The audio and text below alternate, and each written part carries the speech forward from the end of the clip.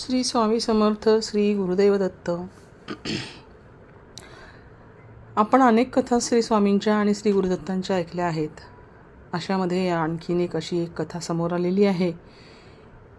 ती अशी होती की एक सुस्वरूप स्त्री एका साधू महाराजांच्या आश्रमात आली. तिच्या मनात इच्छा होती की काही काळ संत संगती लाभावी आणि म्हणून ती तेथे त्यांच्यासोबत राहिली. पण आश्रमातील निवासानंतर तिच्या मनात दुसरा विचार असा आला की या साधू महाराजांना आपल्या सौंदर्यपाशात अडकवून सोबत नेले तर उपभोगही घेता येईल आणि संत संगतीसुद्धा आपल्यासोबत राहील. अशा दोन्ही गोष्टी साध्य होतील. तिच्या मनात आलेला हा विचार योग्य होता की अयोग्य हे मात्र सांगणं जरा कठीणच आहे. संत संगती पाहिजे इथपर्यंत सगळं ठीक आहे, परंतु त्यांना सौंदर्यपाशात अडकवून सोबत नेणं हा विचार नक्कीच अयोग्य होता. कारण शेवटी ते एक साधू महाराज होते आणि साधू महाराज म्हणलं की आपल्या समोर जे एक व्यक्तिमत्व उभं राहतं ते व्यक्तिमत्व म्हणजे सर्व गुणांनी प्रेरित आणि संपूर्ण स्वतःला ईश्वराच्या सानिध्यात लीन करणारं असं ते व्यक्तिमत्व असतं. आणि अशा साधू महाराजांना आपल्या सौंदर्यपाशात अडकवणं ही दुर्बुद्धीच तिला सुचलेली होती. अर्थातच ह्या विचाराने प्रेरित होऊन तिने साधू महाराजांवरती प्रेमपाश टाकायला सुरुवात केली. आणि या गोष्टीची कल्पना साधू महाराजांना होतीच की ही आपल्याला मोहमायेमध्ये नक्की अडकवणार. आणि म्हणूनच त्यांनी आश्रमातील दत्त महाराजांना नमस्कार करून प्रार्थनाही केली होती की दत्त महाराज, ही माझी परीक्षा आहे.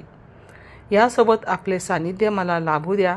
आपण माझ्यासोबत राहा, ज्यामुळे मी हिच्या मोहपाशामध्ये अडकणार नाही, मोहमायेमध्ये अडकणार नाही, त्यातून सही सलामत मी दूर राहीन.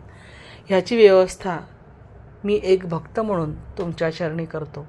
तेव्हा श्री दत्तगुरू महाराज, आपण माझ्या सानिध्यात राहा आणि मला यापासून मुक्त करा, मुक्त ठेवा, दूर ठेवा, बाजूला ठेवा. या मोहमायेपासून मला बाजूला ठेवा. यातून बाहेर काढायला यात मला शंका नाहीच आहे, असं त्यांनी श्री गुरुदत्त महाराजांना प्रार्थना केली. दुसऱ्या दिवसापासून काय झालं की त्यांनी त्या मोही झालेल्या स्त्रीसोबत आपले प्रेमसंबंध आहेत असे भासवायला तिला सुरुवात केली. ते पाहिल्यानंतर मात्र त्यांच्यासोबत असणारे त्यांचे अनेक भक्तगण, त्यांना आश्चर्य वाटलं. त्यांना असं वाटलं की महाराज हे सगळं करता आहेत, आता काही खरं नाही. आता साधू महाराजांची ह्याच्यातनं काही सुटका होणार नाही. परंतु साधू महाराजांना एक असा असाध्य रोग होता ह्याची कल्पना मात्र त्या स्त्रीला अजिबात नव्हती. साधू महाराजांनी एक दिवस संधी साधून त्या स्त्रीसोबत प्रेमसंवाद करत असताना तिला ते म्हणाले की प्रिये, जे काही माझं आहे ते सर्व आता तुझेच आहे, बरोबर ना? ती म्हणाली, हो, यात काय संशय आहे. तुम्हीच माझे झाले आहात म्हटल्यानंतर सर्व तुमचं जे आहे ते माझंच आहे.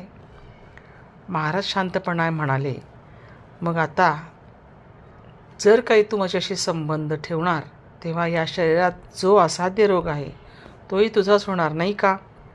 कारण आता हे शरीरसुद्धा तुझेच होणार आहे, तुझेच झाले आहे. तर हे सर्व काही असाध्य रोग देखील तुझेच होणार आणि तुझेच होतील.